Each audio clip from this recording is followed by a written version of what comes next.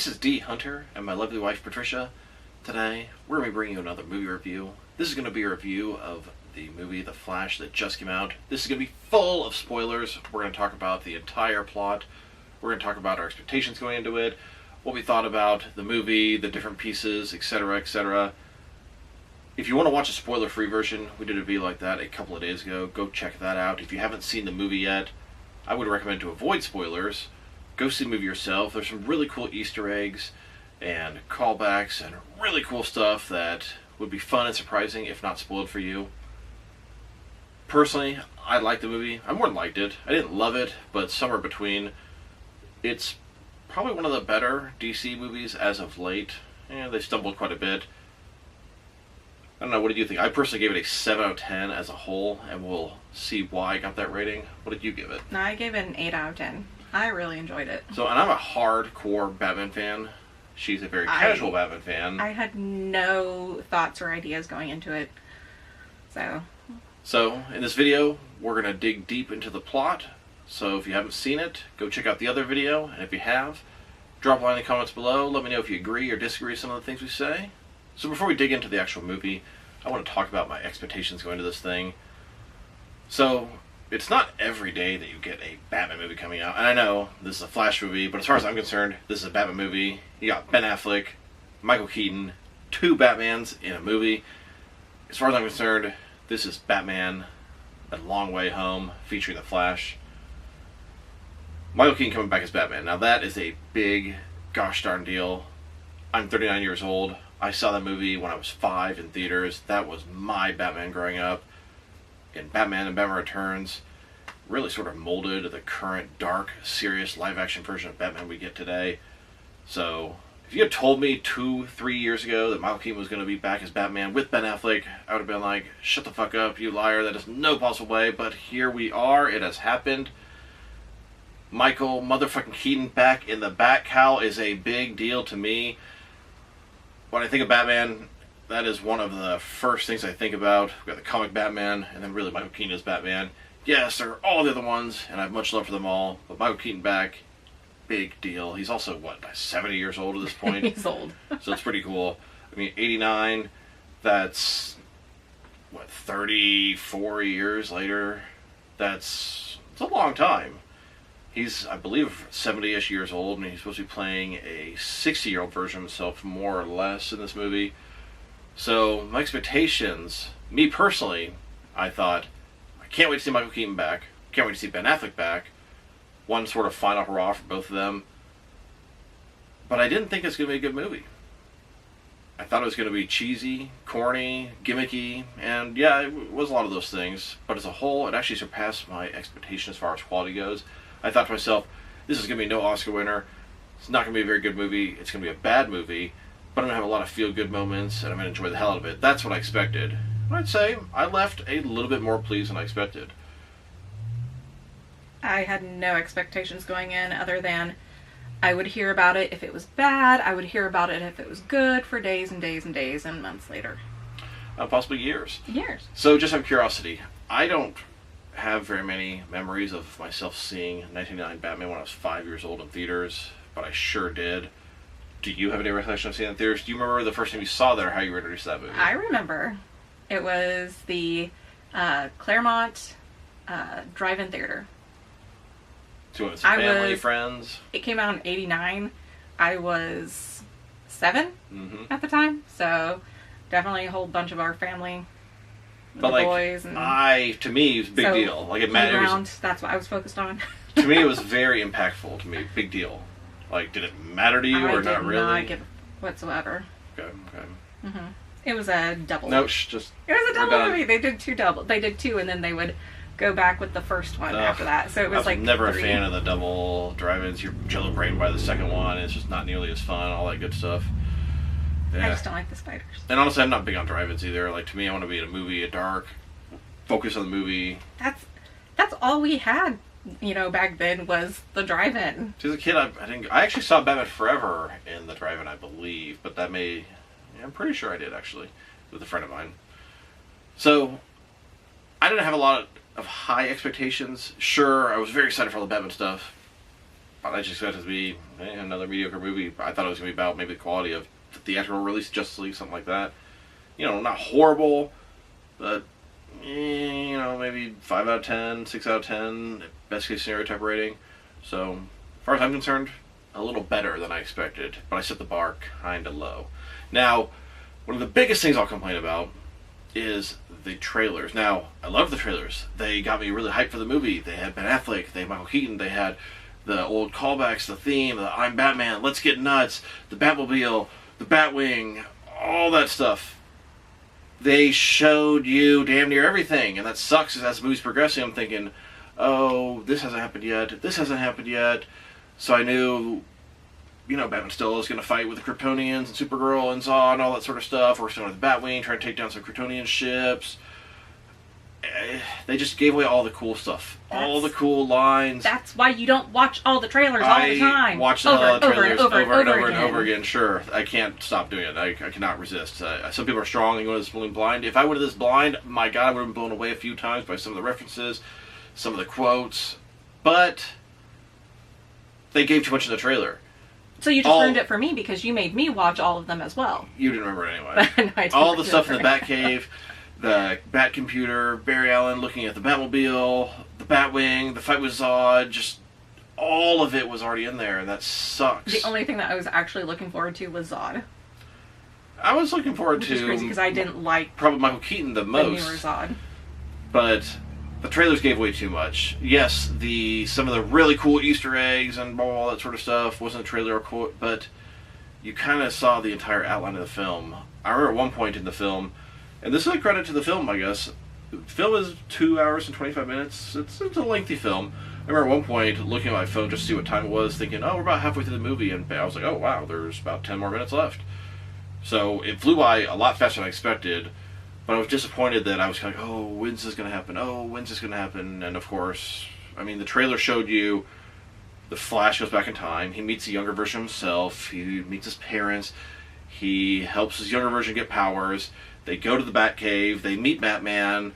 They decide to free Supergirl. They find her. They have to free her from some troops. Then later, they fight together, fight General Zod. She will help you fight Zod. They bring the Batwing. But they thought it was Superman. Well, exactly what I'm saying. The trailer showed you all of these things. So, I mean, I don't regret watching the trailer, but if I could have seen this blind, oh, it would have been awesome. Instead, I was desensitized to a lot of these parts by seeing it over and over again, and then watching the movie. There weren't a lot of really good, feel-good, goosebumpy type moments that weren't already, you know, ingrained in my brain or whatever. So, just keep that in mind. There is plenty of stuff that wasn't in the trailers, and you don't see the Dark Flash, all the different homages and Easter eggs at the end, but we'll get to that in just a little bit. Now, let's dig into the movie. So the movie starts off, we have, I don't know, there's like a crime going on in Gotham City. Batman is trying to stop, I don't know, some sort of bank robbers, or they have some sort of disease or something they're planning to drop into the water. I don't know. Basically, Batman trying to take down some criminals. You got Flash walking in the streets. Alfred calls him, oh, Batman needs you, Master Bruce needs you, or whatever. So he's waiting on his PB&J and he's trying to get some stupid else. Breakfast. The whole beginning didn't really do much for me. Barry Allen had a waitress he normally goes to and expects to get a sandwich already made for him because he's always running late, blah, blah, blah. The guy's kind of rude to him and they don't, whatever, it's dumb. He goes to help Batman take down these criminals. He gets there, and at the same time, there's like the hospital. There's a big, like, I don't know, explosion or something. He was going to the hospital. He wasn't helping Batman. He was going to the hospital. But Alfred told him to go there to the hospital. Okay, because there was the hospital issue and the criminals at the same time. Because so he tried to get Wonder Woman. He tried Superman to get first, then Wonder Woman. Yes.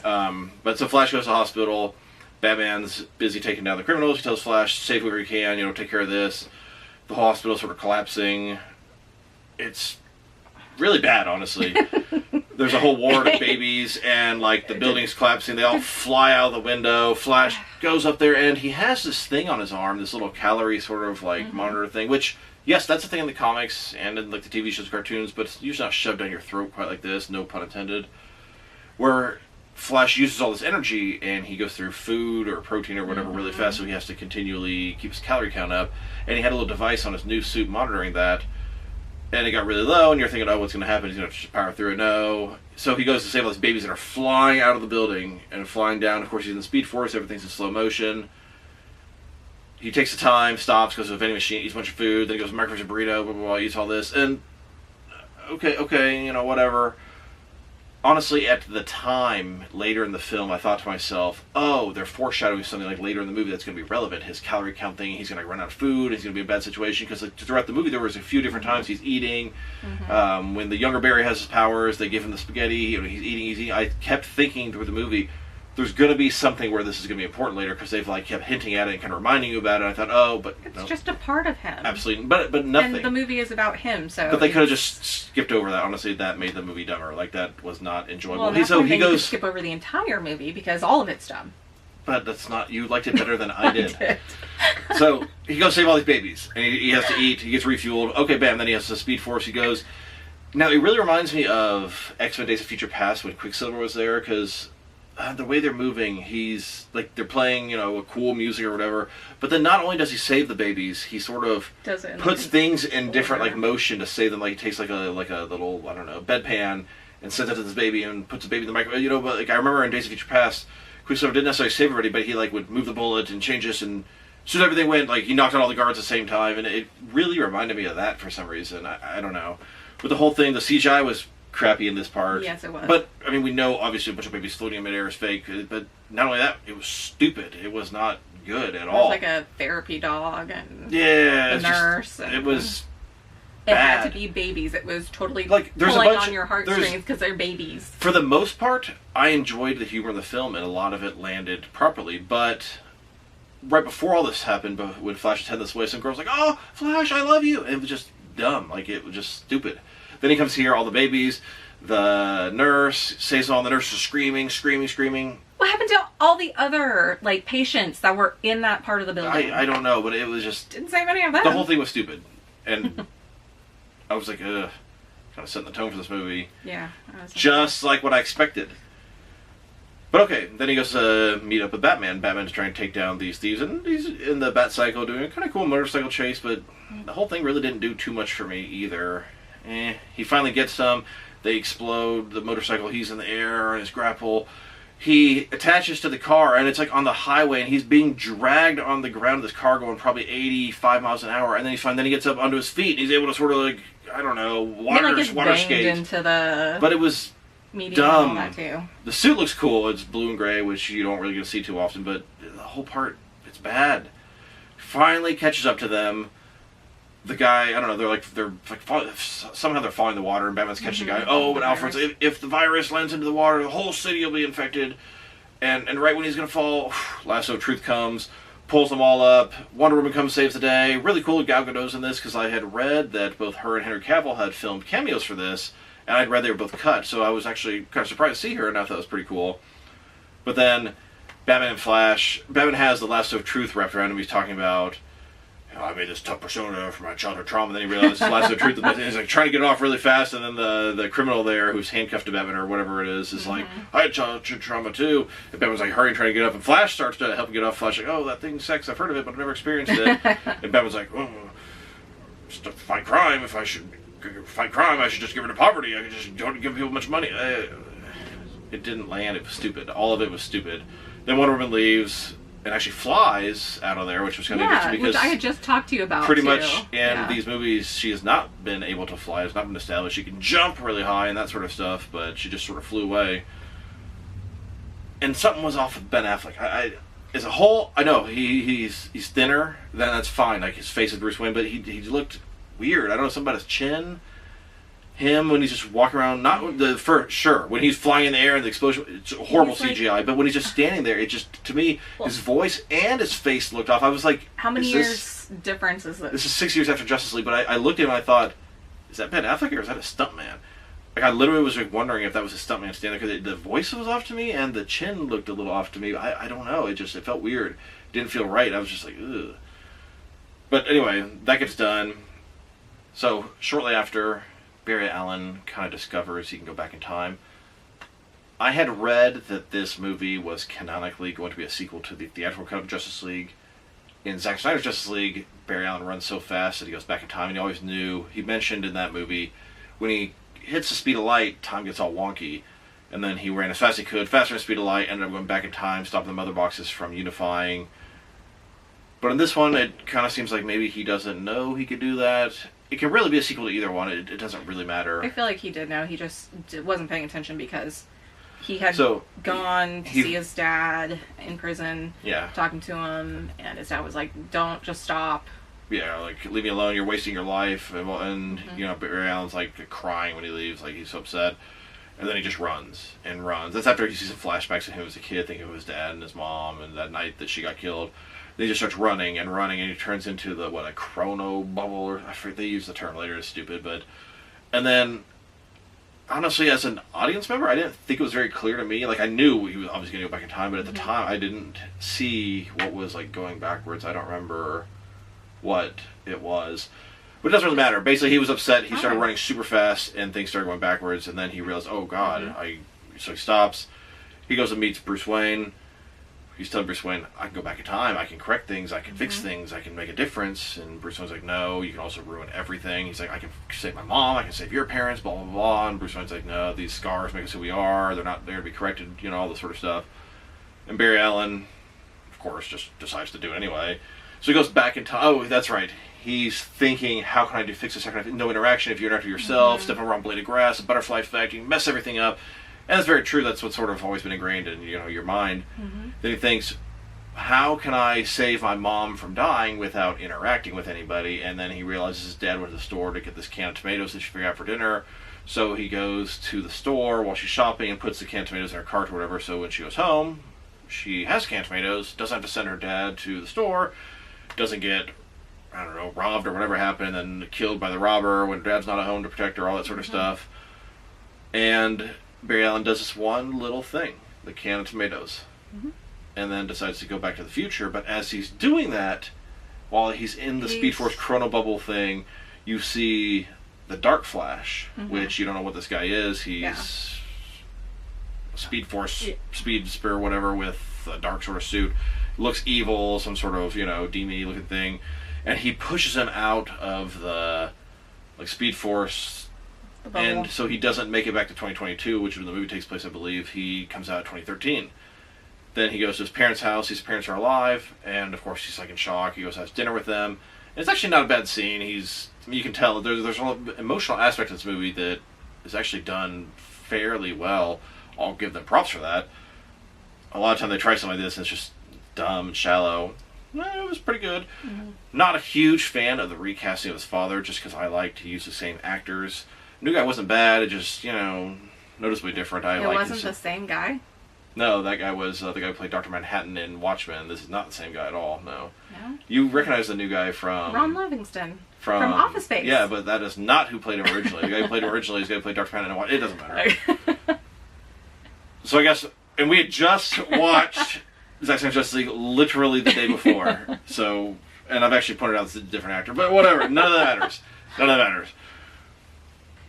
So he's having dinner with his parents, and you can tell he's kind of enjoying himself because, I mean, he's in shock. Like, his mom, who died when he was, I don't know, 10 or 12 or whatever old, is here. He's I believe he's 18 years old at this point, and they're alive. They're asking him, oh, you cut your hair, all this sort of stuff. And he's just enjoying having dinner with them. Then he sees his younger self walking in. He's like, oh, shit. And then he speed forces out of there, gets his younger self, goes up to the room, talking to him. And this is exactly what he was warned to not do, interact with his younger self. And, of course, he's freaking out. His younger self, and it's actually really well done. Ezra Miller, I know a lot of people hate him, and I get it. He's a piece of shit idiot in real life.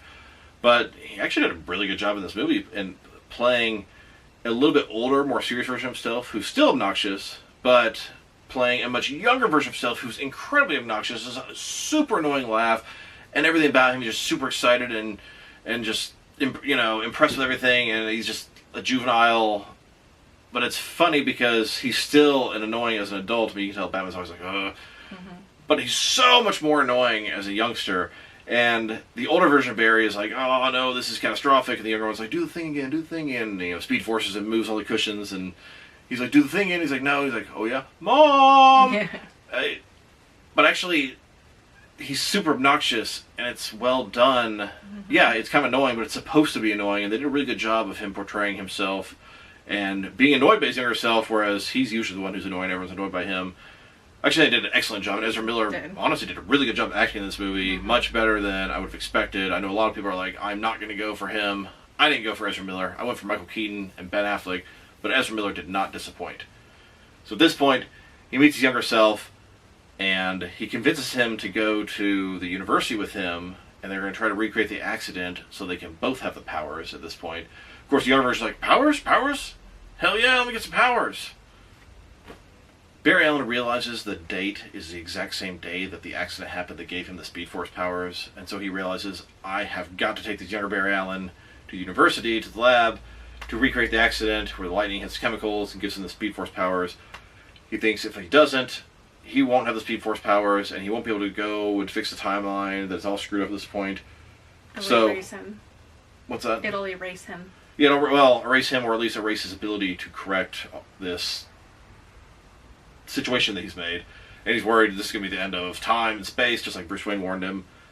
So they go to university, and they recreate the accident. They're right there, they're right in the minute, and the lightning comes through the window, hits the older Barry Allen, goes through him, hits the younger Barry Allen, giving the younger Barry Allen the Speed Force powers, but the older Barry Allen lost his in the process. That's something I actually didn't know about the movie, so I was kind of pleased there was at least some plot points I didn't know about. You can tell the younger Barry Allen has the powers because he has a big sort of bloody hole in his back where the lightning hit him, and then it heals. I don't know, when they use the Speed Force, they can heal themselves really fast. So they went to get away. Of course, older Barry Allen doesn't know, and I love this one part where they're, I don't know, downstairs, and older Barry Allen is trying to run. He thinks he can. He gets in that signature Flash sort of pose, which is kind of annoying that he does that. And he starts running, and a lot of people made fun of the way he ran in Justice League. It looked kind of weird and awkward, and he's running that way, but he's doing it slowly around the room, and it's kind of cool. They're self-aware that there's complaints like that make fun of themselves. I like that. But the younger Barry Allen then ends up sort of saving them. Does he shift through the wall at that point, or is that later? I don't remember, something like that. Yeah, no, he shifts through the wall. No, that was before. Whatever. They escape, and at this point, they go to young Barry's room at the university, and he has a bunch of roommates. A girl, what? Just an apartment. Okay, well, whatever. A girl, some fat sloppy dude in the bed, and a girlfriend's boyfriend, and then him. But it turns out the girl and the other guy are the people that he works with. Oh, I didn't catch that. You didn't catch that? No, yeah. I didn't catch that. They're the same people that he works with. That's the multiverse. You have there's some multiverse, evil version, Justice League, the 1989 version, 1966 version, all that sort of stuff. I did not catch that. That's kind of cool. That dude, the fat sloppy dude, was nobody that we saw. I don't think, right? I don't know. But he was mildly amusing. He's sitting there in a fat dude in white tighties. He's like pulling his leg up, showing his tattoo upside down. It's disgusting, but it's actually funny. And that's where some of the jokes were hitting, and they were working, even though they were dumb, stupid, juvenile, trying too hard. I'd say about 75% of them actually hit for me and worked and made me kind of chuckle. And I'm pretty picky as far as humor goes. It takes a lot to make me laugh. I just sit there and don't laugh, even if things are funny. I didn't laugh exactly, but I enjoyed most of the humor in this. I'll give them credit for that. At this point, he's like, I gotta find some help. I don't know what to do. So he looks up, he's literally like Google or somewhere, and he's like typing in like Wonder Woman and like Aquaman. And of course, nothing's coming up. In theory, Diana Prince or whatever is still Themyscira. Aquaman, Arthur Curry is probably still down in because not even exist. Well, no, he I would imagine he exists. None of the things they would have done would have affected. They would have been older than them, because he went back and changed his mom, not dying. That would have been when he was like 10. So that's like 10 years ago. That's in like 2003 or something. So Aquaman would have already been born. But each universe is different. Sure, it makes your head hurt when you think about these. No, because it does. Because remember, he called Thomas Curry. No, which made no sense. That's stupid. At the lighthouse. But it's Arthur Curry as a guy. Thomas Curry's nobody. It says his dad. I don't know if that's accurate or not. If that is, that's what he was going with. Well, I get it, but I think that was just madness. I don't know. Maybe it is dad. I don't know. But it makes your head hurt because he altered the past, and all of a sudden he's in the 1989 version of 2013. Like not only did he go back and alter, but then he went forward to. It doesn't really make sense. Keaton tried to explain the multiverse thing. Basically, he's like, none makes any sense. Just accept it, deal with it. You go to the future, you change your past. You don't change your past, you go to a different what? None of it makes any sense. If you and blah, blah, it makes your head hurt. Yeah. We'll talk about that in a second anyway, but in this universe, like in my head, I think, oh, Wonder Woman would exist, but she still went through Themyscira. Arthur Curry would still exist, but he'd be living among humans and would never have had the need to go back to Atlantia, whatever. Superman Cyborg. In this universe does exist, but is dead at this point. Cyborg probably never had that accident, maybe. That's quite possible. Then Batman is Micheal Keaton Batman. It doesn't really make sense to alter the past, but it's like when he was going forward, I kind of feel like the Dark Flash pushed him out of it into a different multiverse. But the way Keaton explained it is like, you change something, everything changes. It doesn't really make sense. But whatever. He specifically said, just because you go back and do this, you're not going to make a different future. You're going to have a whole nother universe. It didn't make any sense, just sort of shove him into the movie, and I love that, but it makes my head hurt thinking about it. So then he can't find any of the Justice League, any of the heroes. He thinks, I know someone who can help us. So they go to Bruce Wayne's mansion house, setting up, finally, the Batman stuff we've been waiting. So at this point, the movie's probably about halfway over. I remember it took him a long time to introduce Batman, and I like that. I like the slow build-up. But this movie has a lot to cover, so I kind of had to just get in there and get it going. But they finally go to the Wayne Manor, and it's that same Wayne Manor from 1989. It's like, okay, here we go. Finally, they go inside. They're looking for Bruce Wayne. And they can't seem to find anybody, but I feel like there was a lot of evidence that he was just there, like, I don't know, like the stove was still going. There was still, like, music playing or something. Mm-hmm. They knew he was nearby. And I wasn't really a fan of how this scene played out. Bruce Wayne's old. Sure, I already knew this was going to happen. Old, ratty, long hair. He's, like, hiding in the closet. And he sees these two young guys. Because there's intruders. Yes, he's fucking Batman. He's not going to hide in the closet. And don't act like he's this old, retired Batman. He has those moves. He's the Bat. So, yes. He hides not in the dark. Closet. He does not hide in the closet. And then he comes out. That's dumb. He would not have done and that. Surprises. These two young, nerdy-looking dudes. There's no way. So he's like watching them, and they're Bruce Wayne, Bruce Wayne, Bruce Wayne. And he just runs out and decides to just fight them. He comes out, like swings on the ceiling fans, like kicking them and stuff, throwing like dishes and roller pan at it. It's stupid. There's a part. He's like beating the shit out of them with kitchen utensils, which only sounds mildly amusing, but there's a part where the younger Barry, he has Speed Force, of course he can just move out of the way. He throws like a pan at him and it slows it down and it's spinning right to him, and it's a little callback to Justice League when Bruce Wayne threw the Batarang and he looked at the Batarang and he's like, oh my god, you're the Batman? But he just looked at it, he's like, the paw, and he moves. And every time the young Barry moved out of the way, like Bruce Wayne would have like a broom, and he's trying to hit him, and it would miss because of Speed Force, and we just hit the other Barry. He's just beating the shit. He threw a bottle at his head. I thought it was going to break, just boop. And then Bruce Wayne like jumps at them and like crashes into like a cabinet, and then like that's the end. And he's just like laying there, and they're just like, okay. Then they have spaghetti together. Like it just like resolves itself. It doesn't. I don't know. It's all just dumb, honestly. So he's making spaghetti, and that's where he's talking about the multiverse. They filled him in at this point on Superman. They're looking for Superman. He's like, Superman, a guy that can fly and is invincible and has laser for eyes. He's like, yes, Superman, a guy that can fly and is invincible and has lasers for his eyes. And he's like, who's that name kind of on the nose? He's like, we call yourself Batman. He's like, I don't call myself Super Batman. It was kind of funny. But then he makes the spaghetti. He has the dry spaghetti, puts it on two pieces next to each other, and he kind of bends one. He said, I bet in the past you've seen a movie that told you if you go back and change something, you're going to make a different future branch off the same past. He's like, no, that's not how that works. And he takes the two dry spaghettis and puts them like this and says, if you change the past, you're going to create a whole different timeline, and they'll intersect at one point. Okay, like, in my head, it doesn't work that way, but whatever. And then he has the cooked spaghetti, and he just sort of pushes it into a bowl, and he's like, and this is how, when you mess stuff up, it's like this. It's just a multiverse. Everything's just going everywhere. Basically saying, anything's go, fair game. There has to be no logic, rhyme, rule, or reason, but here we go. And then, of course, he's about to eat the spaghetti, and young Barry's over there, just sort of staring at him. He gives the spaghetti to him. Young Barry eats it up. And at that point, old Barry's like, God, enough with the chewing noises, but he sees how annoying the younger version of himself is, even though he's still, like, kind of annoying. I don't know, I actually like how throughout the film he's seen that, and he's become self-aware, and he even brings it to the younger version's attention. So afterwards, they're like, hey, we could really use the Batman's help. My Batman is a lot younger, and he talks about the Justice League and that sort of stuff. Will you help us? No, I think I'm going to pass. And Bruce Wayne decides not to help them. Goes away, and they're like, alright, well, if he's not going to help us, we're going to use his bat shit. and decide to go to the Batcave. And you can see Bruce Wayne, he's thinking. He goes to his little library, hidden compartment opens, you can see all the bat suits, which is so cool. And you can tell he's like, okay, should I help him, should I not? So then they phase down to the Batcave. They go down there, they look at all the computer, all the cool stuff. The older Barry goes to the Bat computer, and it's covered in dust. The tarp lifts up, dust flies everywhere. It looks exactly the same from Batman 1990 and Batman Returns. And yes, I did go to the trailer, pause it in this movie, pause in that movie, and compare it. And yes, they are the same. Damn near everything's the same. Young Barry comes out, oh, look at this. Even his bag laughs, and he has a little bag from the Joker. Jack Nicholson at the end is like, ha, ha, ha, ha, ha, ha. And it's like, okay, you know, I love the little Easter eggs like that. Like, yeah. I love Easter eggs like that. They're dumb, they're corny, they're shoved down your throat, but I love it. It's so cool.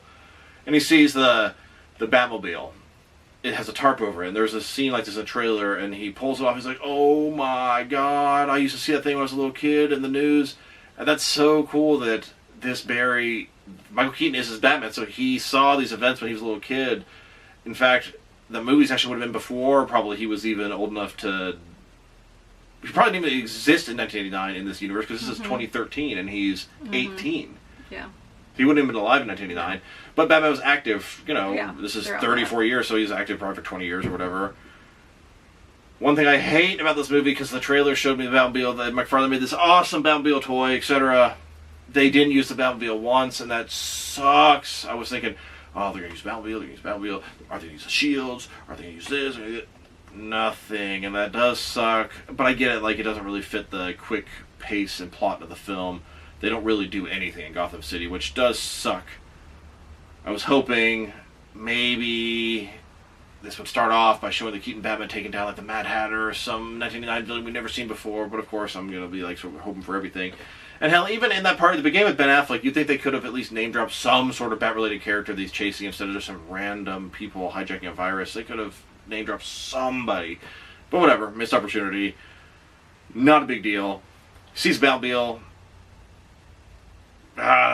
You see it, yes, and it's all of its glory, but it never gets used, and that really sucks.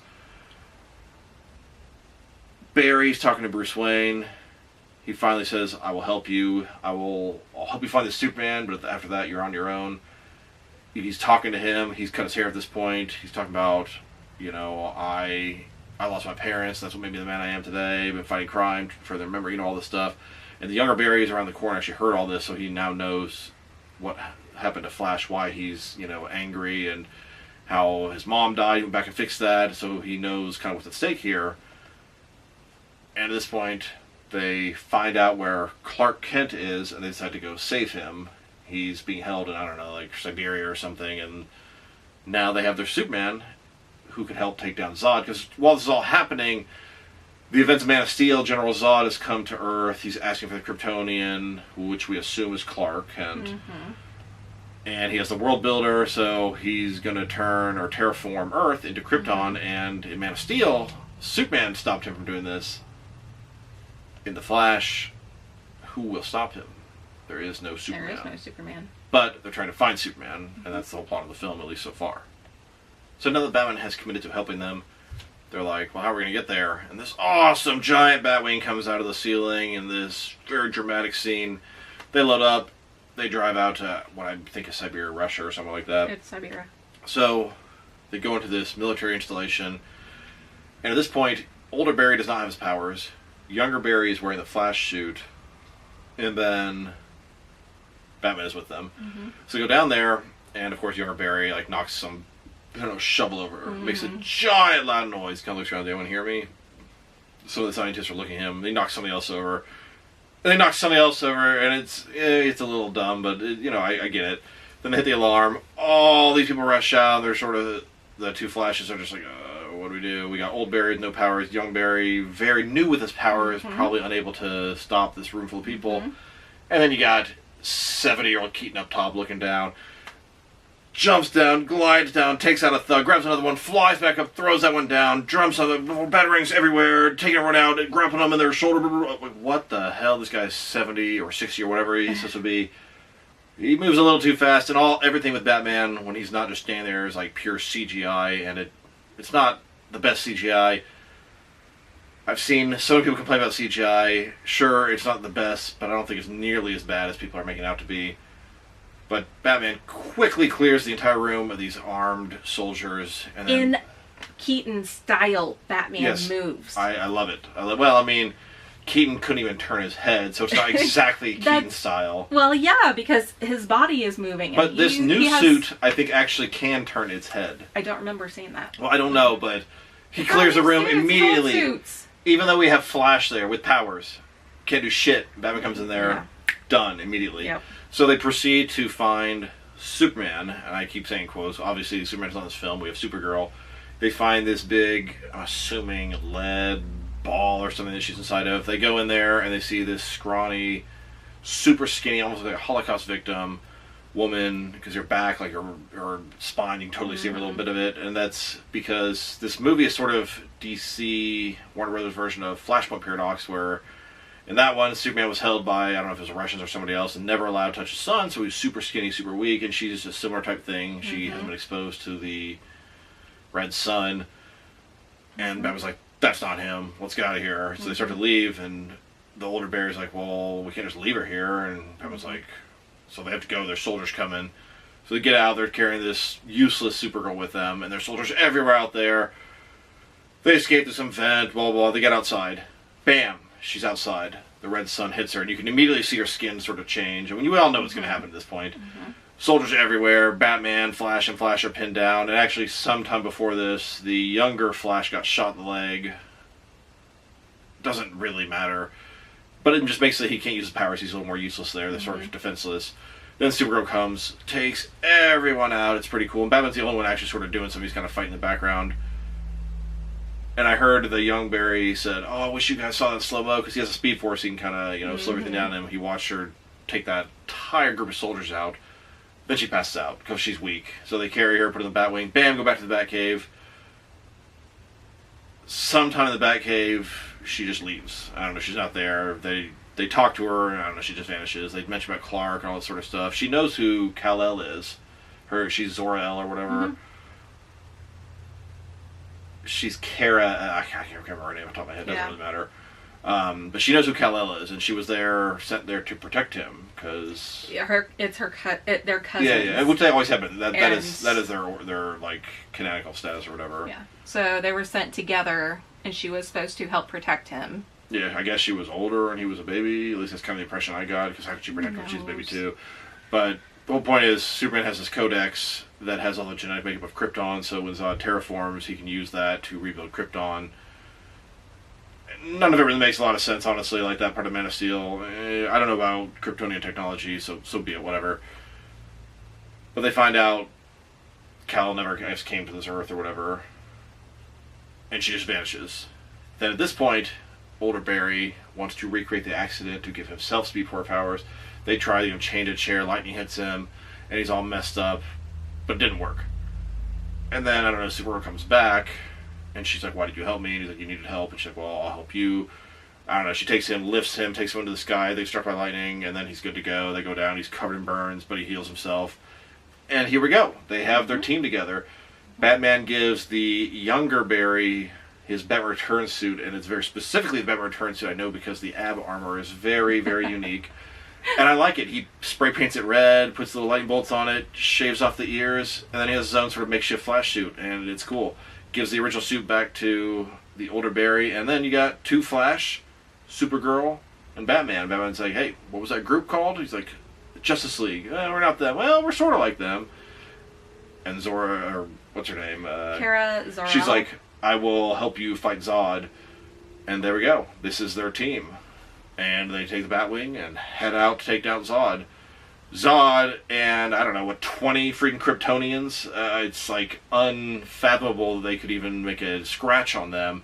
Maybe Supergirl could take Zod out. Maybe on a good, best day of her life. Because Zod is a trained warrior, Kryptonian warrior. I mean, he's not going to be easy to take out. But you've got about 20 other Kryptonians with him. My word, like, it's not going to be good. And they're all soldiers, too. That's what exactly, they were made for. exactly. And they're bitter. They're angry. They've been in the Phantom Zone, banished, all this stuff. And they want to destroy humanity. They don't care about a single person, because when they terraform the Earth, they're going to destroy every human anyway. So all we are is sort of a nuisance, just something in the way of terraforming the planet. Mm-hmm.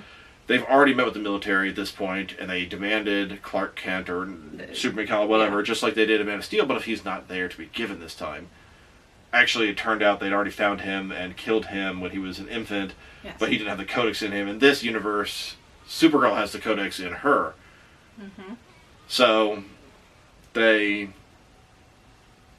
all go out there, and the whole U.S. military is like in ruins. There's smoke everywhere, laser beams, everything's destroyed. They have all these Kryptonian ships everywhere, and it's just kind of like, oh wow, like look at that, that's madness. This is not good. Mm-hmm. We have the Batwing, Supergirl, the two Flashes. Batman mentions, I'm gonna drop you down. I'm gonna stay airborne.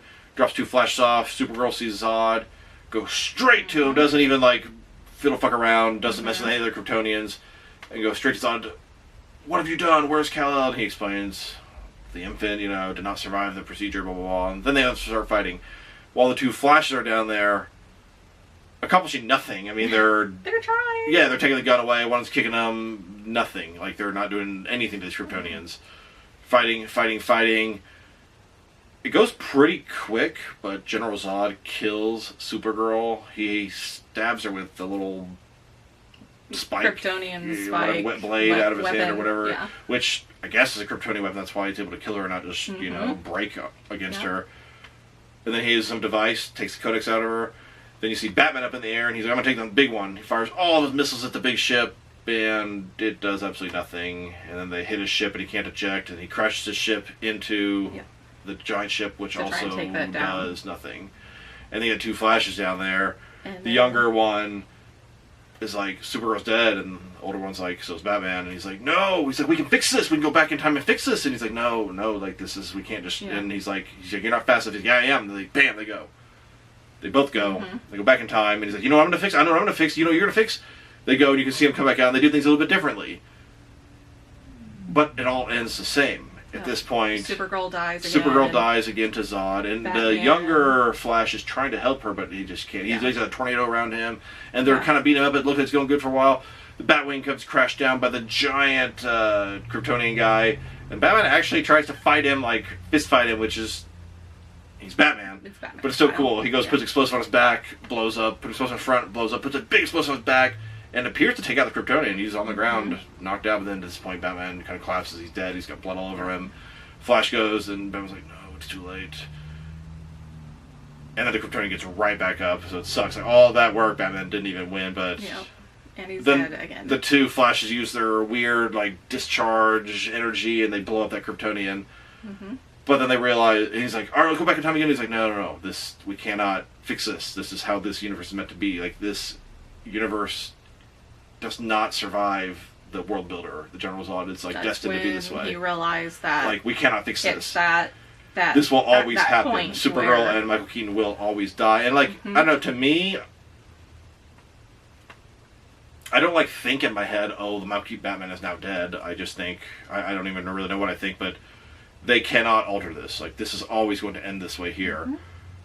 But there's probably so many different multiverses with the Micheal Keaton type of Batman in it, blah, blah, blah. I don't know. Like, buddy of mine made a comment, I can't really like the movie, they killed Micheal Keaton off, and I'm like, I didn't really feel that way afterwards, you know what I mean? But who knows how the movie was even originally supposed to go, because they had a movie called Batgirl that they scrapped $70 million on when they shot the whole movie with Micheal Keaton and Batgirl and J.K. Simmons as Commissioner Gordon. So original Micheal Keaton was clearly supposed to live past this in one way, shape, or form, and honestly, if they're doing the whole multiverse thing, he can live past this, but whatever, they scrapped that, and maybe they change it where Micheal Keaton dies. Maybe he didn't originally die.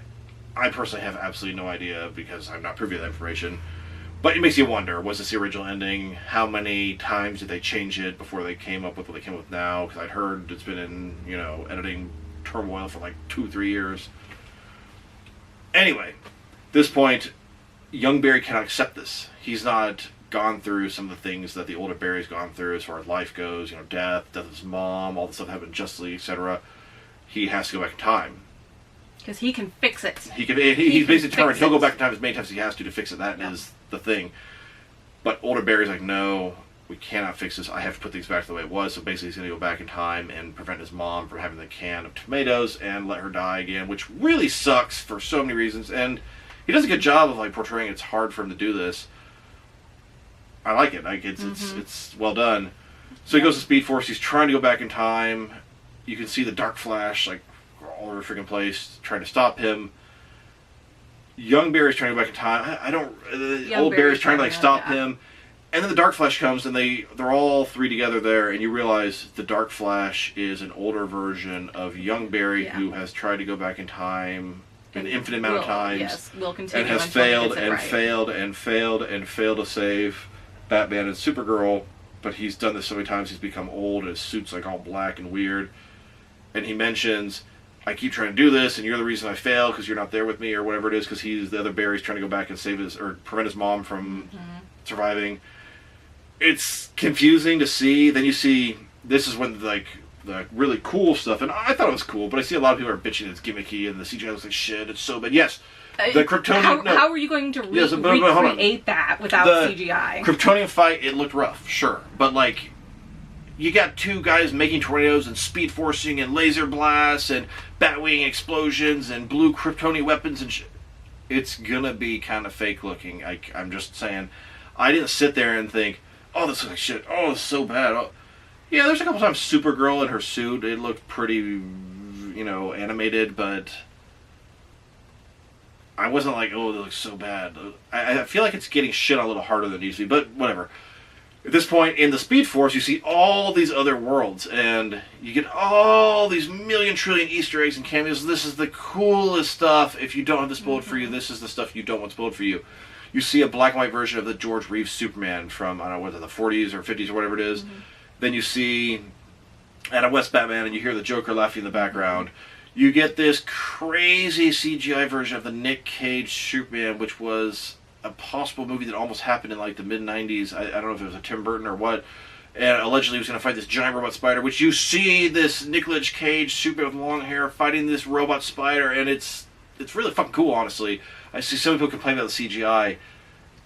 You have Christopher Reeves. Yeah, well, then you see a CGI Christopher Reeves flying with the Supergirl. God, and nobody cares what the actress's name is. That they never interacted on screen, but it's cool to see the two live together. And that movie Supergirl is awful, but the fact that they're standing there together, it's so cool. And I saw so many people bitching about the Christopher Reeves CGI, and I didn't. When it happened, I wasn't like, how were they supposed to bring him back? No, I totally get it. I mean, they could use old footage or a newspaper clipping, whatever. But when I watched it, I wasn't like, oh, that looks so bad. I was like, oh, fuck yeah, that's Christopher Reeve. That's awesome. And even though he wasn't like there interacting with the characters, that wasn't like you just saw them in their other worlds in the background, the different multiverses. Like there's a world here, and they're sort of like collapsing on each other because the events of the Dark Flash and these flashes just going altering time is like ruining the whole multiverse.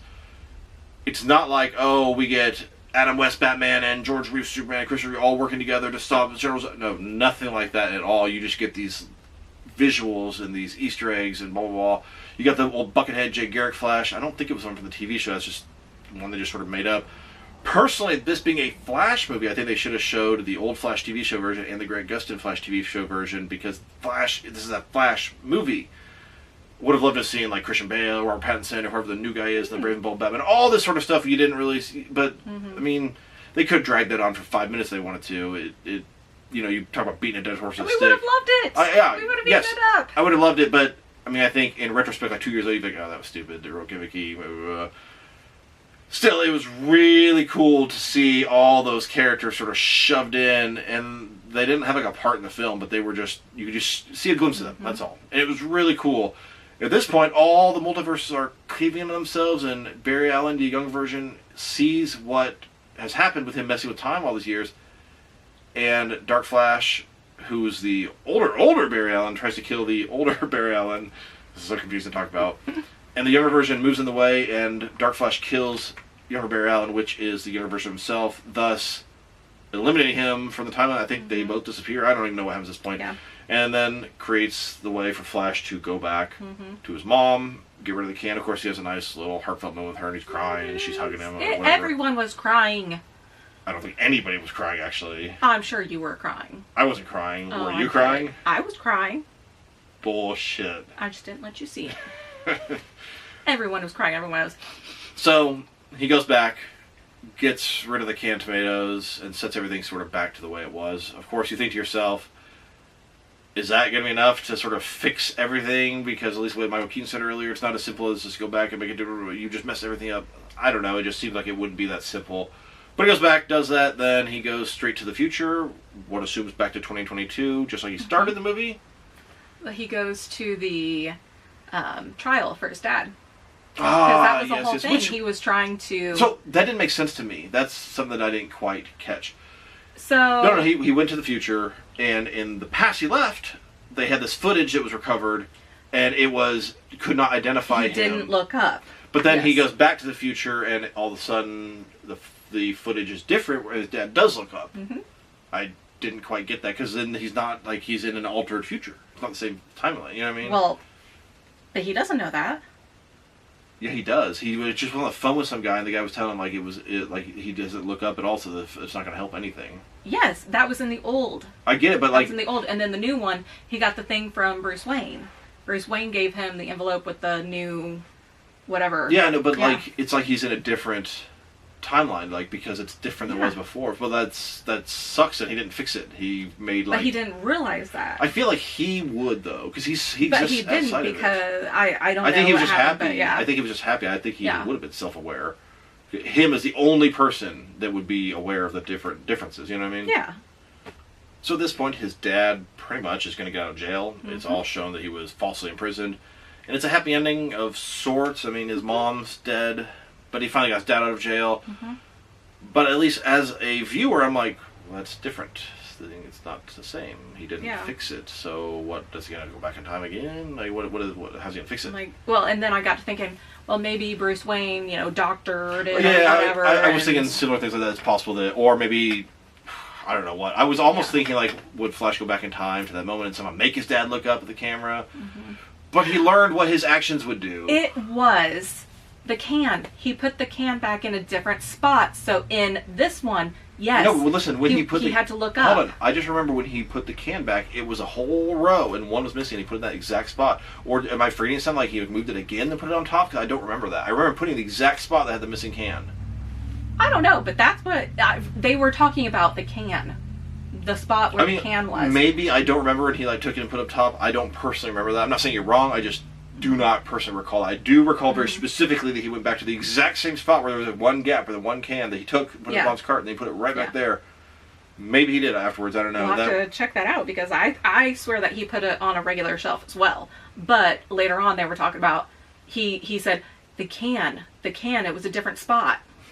So possible. I don't know. There's small little details like that will a rewatch will definitely help. You answer some of these questions.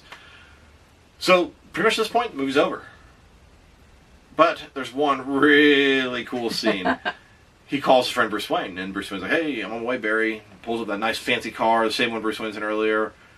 Then he gets out, and it's George fucking Clooney, which is awesome. It's an older version of him, but he looks the same. Like, I know what George Clooney looks like. You don't even think about that would happen. You're expecting Ben Affleck. And then all of a sudden, Micheal Keaton, maybe. You know what I mean? Like, if things are fucked up, like, it's Micheal Keaton again. Maybe CGI young Micheal Keaton, or, like, Robert Pattinson. That would have been kind of cool. To see something totally different. But then George Clooney, of all people, I would have not expected that. He's like, he's like, who the fuck is that? Like, he's like, who are you? And he's like, what's wrong, Barry? And he's like, you're not Batman. He's like, what's wrong with you? And like, he never says, yeah, I'm Batman, but it's like, I think it's heavily implied this is Batman of this timeline. And I don't take this as, if they're going to do another movie, they're going to have to use George Clooney's Batman. No, not at all. It's just a fun little Easter egg, a little joke. I like it a lot. I think it's awesome because everyone hates the shit out of George Clooney and Batman and Robin. Everyone hates it. I've seen Joel Schumacher publicly apologize for it. It's on YouTube. I've seen George Clooney publicly apologize for that movie, even though it is not George Clooney's fault. He was an actor paid to do the job in a certain way. Joel Schumacher and the studio wanted it campy and funny. He did what he's supposed to do. He's a good actor. Have you seen From Dusk Till Dawn? He could have played a dark and serious Batman. But that's not the movie he was paid to do. He was paid a job and did it. He took all the shit for being a bad Bruce Wayne, a bad Batman, and a shitty movie, and it is a bad movie. I appreciate it a lot more now than at the time, but it's not George Clooney's fault. He literally was paid to do a job, and he did that job just like he was supposed to do. He knows people hate it. for him to come back and do this is awesome. I don't know if it was the writer, the director, or who decided to come up with the idea, but it's a great freaking idea. Yep. Now, there are a bunch of things in the movie that I was kind of disappointed with as far as they didn't happen that I sort of, in my fanboyish head, thought maybe would happen, like the 1999 Batmobile going around using the shields, doing some cool stuff. I thought, oh, maybe there would be a part where they're going to have Micheal Keaton and Val Kilmer and George... Or, maybe not. Maybe Micheal Keaton Batman and Christian Bale Batman and Ben Affleck Batman or Pattinson Batman. Maybe even the new Batman from Brave and Bold are all in here. Maybe even CGI Batman West and they're all coming together for the last... Okay, nothing like that, even remotely like that happened. Fanboy in my head thought, there's possibilities. Spider-Man No Way Home did really good. But no, not even close. But it was really made me smile to see George Clooney back. That was freaking awesome, especially just knowing how the actor, he felt like that ruined his career, and he felt like everyone hates him for it, and honestly, he's right. That's the unfortunate truth. Everyone does hate him for that movie, and even though it's not his fault. But for him to come back, even if it's like a 30-second, so cool. So, I mean, it's clever. It's no Oscar-winning, plot twist, but it's so good. It's just you were not expecting No, it. I wasn't. It was awesome. Now, the director did come out, I don't know, a couple weeks before the movie came out and said that he was going to have Nick Cage as Superman, and someone was showing me the article, and that kind of sucks, so I wasn't surprised when that happened. The George Clooney thing was really cool, though. Definitely enjoyed that. Now, there was an after the credits scene, which was incredibly stupid. It did nothing for me. But... He's meeting the other Justice League members, I guess, in this new universe he's in. He meets Jason Momoa's Aquaman, Arthur Curry, who I believe is still sort of Aquaman, but he's drunk as shit. It didn't seem like it, though. But he's drunk as shit. And they're walking outside, and he falls into a puddle, and he's like, I thought you were going to pass on my couch. He's like, no, I can sleep right here. And he's like, oh, more beer, let's get more beer. And it's just stupid. But then he mentions, he tells him, sell my ring. And he's like, that's an Atlantean whatever ring. So that tells me, okay, he still is from Atlantis. Because he would be. That's the way he exists. He's a half Atlantean, half human. But maybe in this version he's never gone back, whatever it is. Maybe he doesn't know his full name. Yeah, it's all possible. But honestly, because Barry was explaining it to him in the bar. That whole... When they come walking out. The whole thing... So you're telling me, blah, blah, blah. Yeah, the whole thing just seemed dumb to me. And, for that to be the after the credits scene, But... the George Clooney thing would have been hilarious after the credits scene. But you finally have another member of the Justice League. I mean, I guess, but, Super Mermaid or whatever they called it. But it was... To me, it was dumb. I did not... I get 0 out of the after the credits scene. If you make it to George Clooney, you've seen all of his scene, you can just skip that after the credits thing. It's dumb. So... I enjoyed that little... I personally did not. I would have rather have not seen it, I feel like, but whatever. So as a whole, the movie, yes, it's juvenile, it's childish, it tries too hard, it tries to be funny, the CGI is rough, but the plot is unique. It's, you get this time travel stuff and paradox, blah, blah, blah, but it's actually pretty good. He goes back and saves mom, which, okay, that's kind of predictable, and then he goes to the future and it's different, but it's not just different. It's ass backwards different, it makes no sense. Stuff from even before his mom has been altered because Batman, Bruce Wayne, this happened in, 79 or 69 in this universe. The timelines actually don't add up if you think. I guess he'd be about, 25 in Batman 1989, and this is 34 years later, so he's about 60. I guess it works about right. It has some emotion behind it. I thought the acting, I had no problem with Michael Keaton's acting. It wasn't perfect, but I when he's in the suit, sold, no problem. Ezra Miller's acting on both his younger and older self, I thought that was really good. Did a better job of being an older, aged, been through some stuff, less annoying Barry Allen, but still, annoying and dorky. And then playing this super juvenile, super annoying version who's not willing to accept anyone dying, etc. Actually surpassed my expectations. And spoiler, yes, Ezra Miller does end up in women's clothing at least one time in the film. Big shocker there. Ben Affleck, to me, something was just off about him. I don't know. When he was Bruce Wayne, this Batman's always been giant, big, and bulky, and he seemed way thinner. And in the Batsuit, it just seemed really off to me. On his voice, and his chin, it didn't look quite right to me. I don't know. Maybe I'm wrong about that.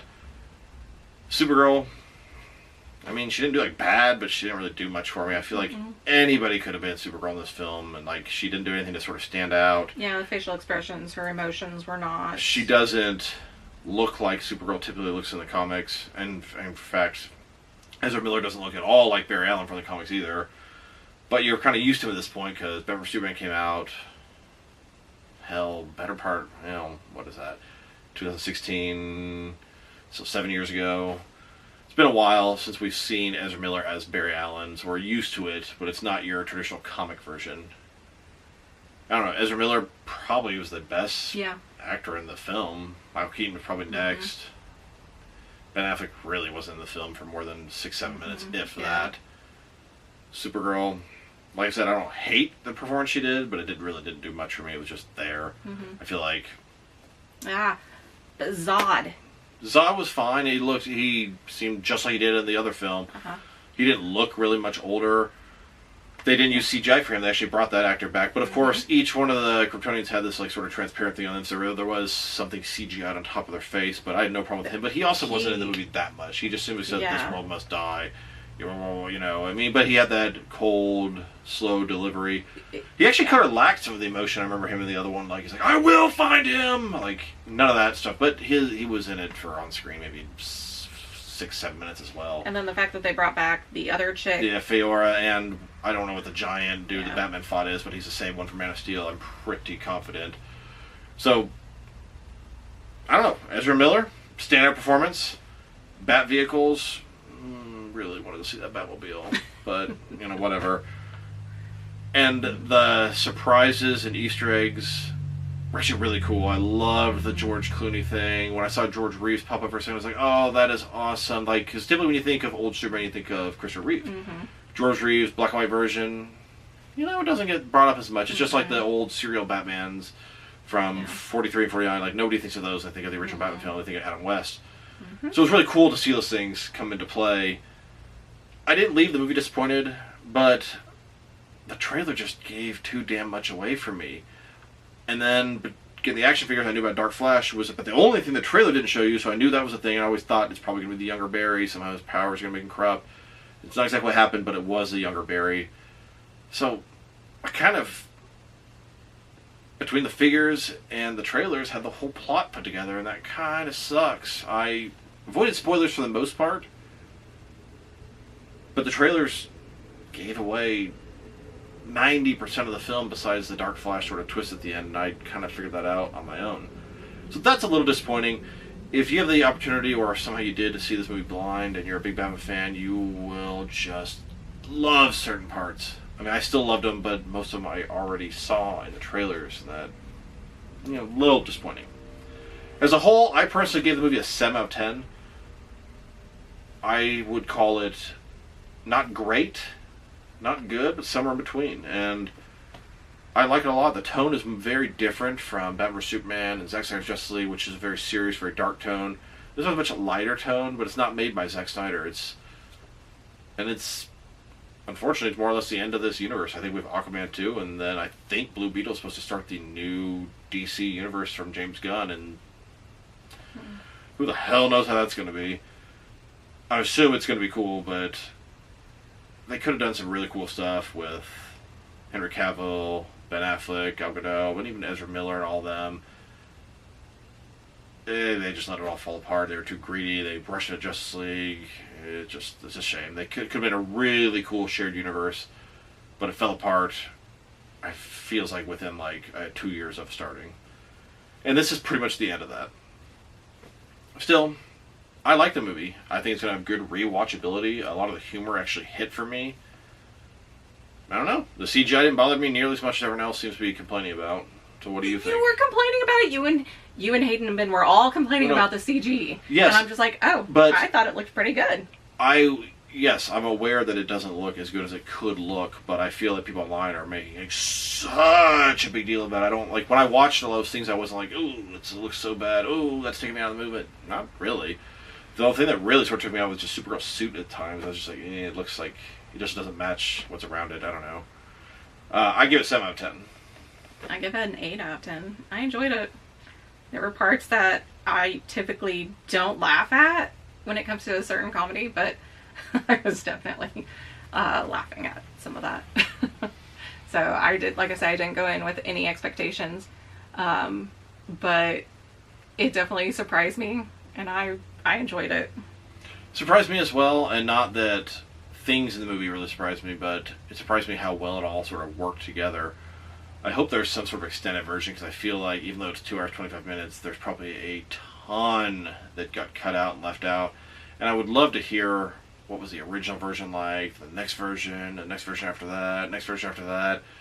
Because at one point I think Micheal Keaton was supposed to replace Ben Affleck as Batman in the main universe. I don't know if Ezra Miller was going to bring him back over somehow, because he was in the movie Batgirl, which was taking place in the main DC universe with Henry Cavill and all them, and had J.K. Simmons as Commissioner Gordon. But somehow they altered this movie, and that didn't make sense, so they scrapped that.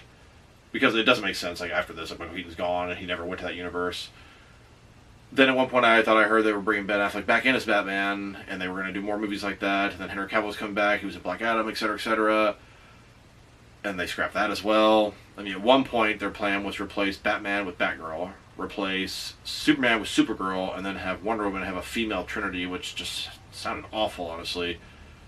Not that I hate women or whatever, but it's just, the Trinity is a like very important thing in DC. Batman, Superman, Wonder Woman. Like, I don't want an all-female version of that. It just runs in Ghostbusters, and you know how that went. I wonder how many times the movie changed, how many times it was course corrected, how many times they showed it to the audience and people didn't like it and they altered it, how many times contracts or people in charge, you know, Ben Affleck, Micheal Keaton, all this stuff changed. I really want to know. And then Ezra's legal trouble. They almost scrapped the movie so many different times. I'm happy that it came out, and it came out as good as it did, because you hear the journey it went through, you think there's no way that's going to be any sort of coherent. But it came out pretty good. Confused how we're still going to have Aquaman 2 after this, because it's not like they're going to acknowledge that Aquaman is this drunk guy who has no idea what's going on. Like, that's not the Aquaman 2. They're going to just continue playing off that universe. And that's fine. Like, I'm cool. Ignore the George Clooney thing if you go forward, blah, blah, whatever. But we're rebooting the whole thing anyway, so I know a lot of people are kind of like, what's the point of this movie? And this movie didn't quite do what I thought it would do, which was lead into the reboot. But Aquaman 2 is still coming out. If they left and then Bruce Wayne was whoever the new actors from Brave and the Bold, that could be a really cool way to set that up. But then they're sort of stuck with Ezra Miller's Flash. I don't know. They sort of set the precedence. They could do whatever they want at this point. They could make a movie in any universe and just anything they want. I mean, we have Joker 2 coming out next year, then the Batman coming out next year. Each one existing in a separate universe. The Flash in its own universe. Crossing over with 2 different universes, Ben Affleck and Micheal Keaton. Then the Joker 2 with a completely different universe. Then the Batman in a completely different universe. And then in theory of the Brave and the Bold coming after that in a completely different universe. Honestly, general audiences are not smart enough to keep up with all this. I'm sorry, it's just the way it is. Hardcore fans like me, even having trouble at this point, it's confusing. So, if you guys haven't seen the movie, check it out. If you're all the way through this video and you haven't seen the movie, shame on you. I personally would say just watch it. Don't say, I won't pay any money to see this movie because Ezra Miller, blah, blah, blah. Just go watch it. Support Micheal Keaton. Support Ben Affleck. Support DC. Support Warner Brothers. George Clooney. Support George Clooney. My God. I did not come necessarily to support any of these things. I did not come to support Ezra Miller. I came because I love Batman and I want to see Micheal Keaton and Ben Affleck and all this stuff going down. And do I regret it? Hell no. So, this is dHunter. My wife Patricia. Thank you guys for watching this video. If you liked the video, press like below. If you have anything you want to say about the video, add it to the comment section. If you want to see additional movie and action figure reviews from me, press subscribe. I do appreciate when you do that. Once again, dHunter and Patricia, thank you guys for watching this video, and I'll talk to you guys real soon.